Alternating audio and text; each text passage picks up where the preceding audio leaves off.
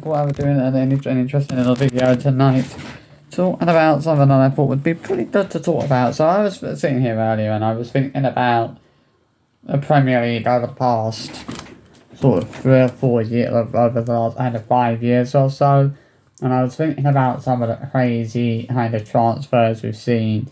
And I was thinking, well, even over the last 10 years, in fact, there have been a lot of transfers that I would say were massive flops, and transfers that didn't quite work out the way that it was probably hoped that they would. I think one of the transfers I definitely would say is without a doubt one of the biggest flops we've seen in the past 5 years. Was the move that saw Kalvin Phillips move from Leeds United to Manchester City in the summer of 2022, which was also the summer that they brought in Erling Haaland, and that obviously proved to be one of the biggest transfers they would ever make, and one of the most successful transfers they've made in the past 5 years. Obviously, that season they would go on to win the Premier League title, the FA Cup, and their first ever Champions League trophies. Now, obviously, there have been some transfers that didn't quite work for Man City that didn't quite work out so well. And Kalvin Phillips was one of those players who, obviously, there was a lot of hype around his move from Leeds to Man City. I think there were a lot of questions at the time about why Man City was signing him. I mean, he hadn't been too bad for Leeds United. He had been probably one of Leeds United's best players. But his move to Man City has been one of the most unprecedented flops we have ever seen. I mean, obviously he went out on loan to West Ham. That didn't work out. Now he's gone out on loan, or now he's with Ipswich. Like, things are just not going great for Kalvin Phillips. There was so much hype around his move to Man City, and it just didn't work out. It feels like one of the most pointless transfers that Man City ever made. And it feels like one of those transfers that they never needed to make. It feels like they didn't need to sign Kalvin Phillips. It didn't make sense. They already had some great, huge players in the midfield, Kevin De Bruyne, Rodri, Ilkay Gundogan. Again, another move for Man City that I think has been a bit of a flop. I mean, they brought Ilkay Gundogan back this season. And there is no denying that Ilkay Gundogan is a Man City hero. Obviously, he's helped them to various Premier League titles. But this season, he just hasn't been the same player that he was before he left Man City. He's not had that same impact that he had previously, prior to his move to Barcelona. I mean, again, that move to Barcelona was one of the worst transfer decisions he ever made. Because look how, things didn't exactly go well for Gundogan when he moved to Barca. And he was only with Barcelona for 1 season, and now he's back at Man City. It's one of the craziest kind of transfer sagas we've seen. We've seen a player leave the club, move to a new team, and then within 1 season, after 1 season, they've moved back to the team they left. And it's not often you see that in the Premier League. It's not often you see a player leave a team, sign for another team, and then literally within 1 season move back to the team they left. But it's a situation with Gundogan. I mean, Gundogan, it feels like he's not been there this season for City. It feels like he's not had as big of an impact as he usually has. Just putting that out there. Then you've got to think about, I can't think of any other players that I would say that their move to Man City was a major flop. I mean, Josko Gvardiol was a great signing. Kovacic was a great signing for Chelsea. To be honest, I was a little bit unsure about the fact that Man City was signing Mateo Kovacic, because it's fair to say that Mateo Kovacic, I mean, he wasn't the worst player for Chelsea. To be honest, he was one of their. There are times where he did put in decent performances for that. But I remember thinking to myself, like, why were Man City wanting to bring in a player like Mateo Kovacic when they could have gone for someone better than him? I mean, he's not been awful for City, but I feel like we've not seen a lot from him for Man City. But But again, was that, could you really say that, can you really say that Mateo Kovacic's move to Man City was a massive, or has been a massive flop? I mean, he has won a Premier League title with Man City, which is something he never did with Chelsea. So at least you can say that. Although, he can say that he did something with Chelsea that he never did with Man City, and that's winning a Champions League. He's won the Champions League with Chelsea, he's won the Premier League with Man City. So he's already won two of the British trophies, obviously not with the same team, but already has done pretty well. So moving on, we have, let's take a look at Arsenal now. I don't think have many signings over the past few years that I would say were flops, but I think that there are a couple. So the one that really stands out to me was when they signed Willian from Chelsea. Now Willian is a Chelsea legend. He was always such a big part of the Chelsea team. And when he moved to Arsenal, I think there was a lot of hype. I think a lot of people were excited about what they were going to see from Willian with Arsenal. But the problem with Willian at Arsenal, it never felt like he really fit into the Arsenal team. Like it felt like he never really switched into gear with them. It didn't feel like a transfer that was ever going to work out for the best. It kind of felt I always knew. I think he was a transfer that was always bound to never work out, and it didn't work out, unfortunately, as he ended up leaving after only one season. Same with players like Sami Lokonga and Nuno Tavares. Again, it's like, why did Arsenal make those signings? Because at the end of the day, you think about it, Tavares and Sami Lokonga didn't really have that much impact for Arsenal. They weren't the best signings Arsenal have ever made.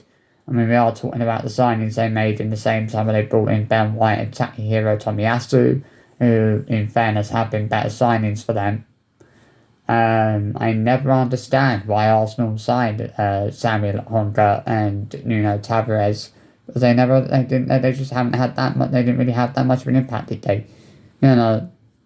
I think you can safely say those were two of the most pointless transfers that Arsenal have ever made. There were certainly much better players they could have signed than players like Sami Lokonga and Nuno Tavares, who have certainly not had a decent impact for Arsenal rather. So moving on, we take Chelsea now. Chelsea, I feel like are the hints of transfer flops. You had Gonzalo Higuain, he flopped. Alvaro Morata, he flopped. Danny Drinkwater, they signed, Premier League title winner from Leicester, didn't work out for them.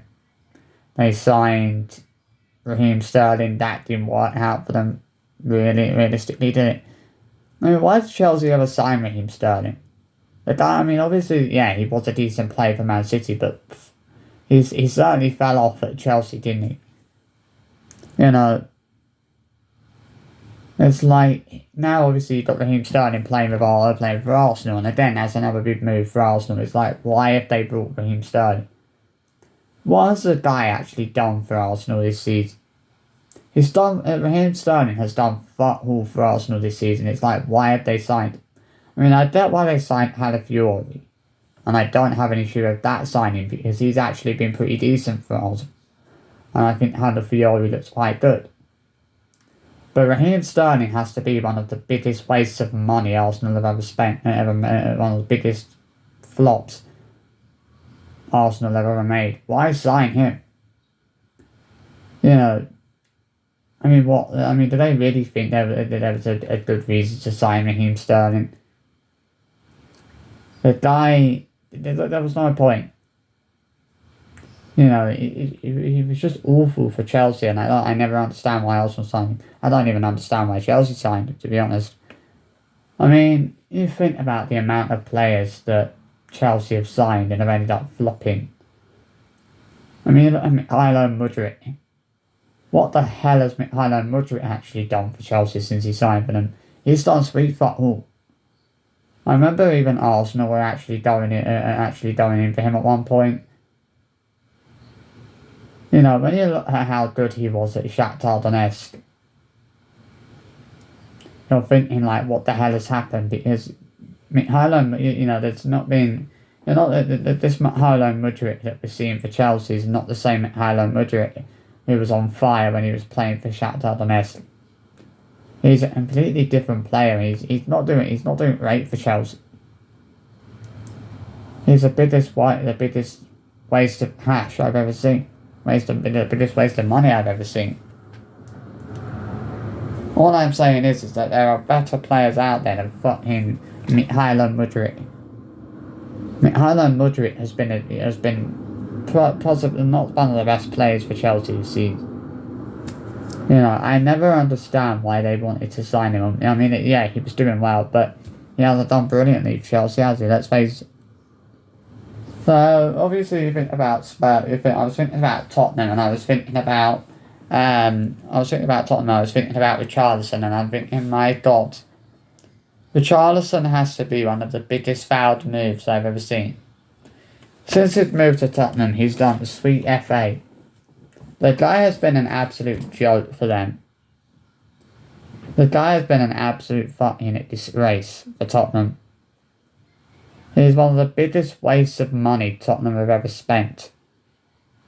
I think they brought him in. Did they bring him? Yeah, they brought him in the final. But they brought him in the season before, the summer before Harry Kane left. But he's not done a sweet fuck all for Spurs since he arrived. And you're looking at that transfer and you're thinking, well, why the fuck did Tottenham pay that money to sign him? Because he hasn't done anything for them. He hasn't had that impact that fans thought he would. He's been a fucking joke for Tottenham. You know, I mean, are there any Tottenham fans out there who actually like Richarlison and actually think that Richarlison is a decent player? Because I don't see how anybody can think that Richarlison is a decent player, because he's a fucking fraud, is what he is. If he left Tottenham, I wouldn't be that shocked. Because the guy's a fucking shambles. They need to get rid of him. Seriously. Richarlison is done at Spurs. He's finished. He was finished last season. I mean, you think about how many goals he's actually scored for Tottenham. He's not scored with the amount of goals you would have been expecting him to score. I mean, we're looking at a guy who used to be banning goals for the likes of Watford, Everton. You know, he did brilliantly at them when he was with Everton. He was one of Everton's best players. He's moved to Spurs, and my God, he's been a fucking disaster. The guy has been the biggest fucking foul transfer I've ever seen. Like, what the hell was Spurs even thinking in signing a player like Richarlison? The guy is a fucking joke. I don't even know why Tottenham signed him. I really don't. I feel like that might be a bit harsh, but he is an absolute shambles. And he's one of the worst. I would actually say that go as far as to say that he's one of the worst players in the Tottenham team right now. Simple as that. So then you're thinking about other players whose moves have flopped. United have signed a few players whose transfers haven't worked out. Harry Maguire. Anthony is I feel like is the biggest waste of money we've ever spent. Like, it's just like, when you think about it, like the guy we signed him obviously in the summer of 2022. And what has he actually done for Manchester United? He hasn't had that impact, has he? I don't think there's a single United fan out there right now who actually genuinely respects Anthony as a player. I think a lot of Manchester United fans have lost respect for him as a player, and I think that's, it's sad. As there was so much hype around his move to Manchester United. I think everyone thought he'd be so good, but I thought, Because when it came in, like, his first season wasn't that brilliant, and I thought, once he settles in, he gets properly used to the club, he might actually be a decent player. I thought his second season, he would actually be a lot better in his second season at United, but he wasn't. He was just as bad. The guy is making zero improvement at United. He really is. Like, we've not seen any improvement from Antony whatsoever. The guy's done. The guy's finished at United. He really is. Even when I think about other failed signings, I think of Wilfried Zaha, Angel Di Maria, Radmel Falcao, players who only ended up lasting one season at United, and their transfers to United never really worked out. I mean, Angel Di Maria was we're talking about one of the best. He was a guy who was one of the best players at Real Madrid. And we thought we were getting a great player, but his season with us wasn't that brilliant. So Radmel Falcao, absolute joke. Wilfried Zaha never even got any game time when we signed him. This is why I didn't like the fact that we signed Wilfried Zaha. Like, we signed him, and we never did. We never put him. He was never on the pitch. So why sign him? It was one of the most ridiculous signings we've ever made, bringing in Wilfried Zaha only to never start him. Like, what the fuck was the manager even thinking? David Moyes even thinking? It's ridiculous, absolutely ridiculous. Bringing in a player and then not even starting them. Like, come on. So you're thinking about Liverpool and you're thinking which signings have flopped for them. Arthur Melo really comes to mind. Why the fuck they ever sign him? He ain't done that for them, has he? Same with flipping Federico Chiesa. Now, I actually thought that Federico Chiesa would actually be quite a decent signing for Liverpool, but unfortunately, it hasn't quite worked out that way. Federico Chiesa probably has to be one of the worst signings. Well, he's up there as one of the worst signings alongside Arthur Melo, of course. You're wondering why the fuck Liverpool even made those signings. And I think the worst thing is, I think Federico Chiesa was the only player that Liverpool actually signed this summer.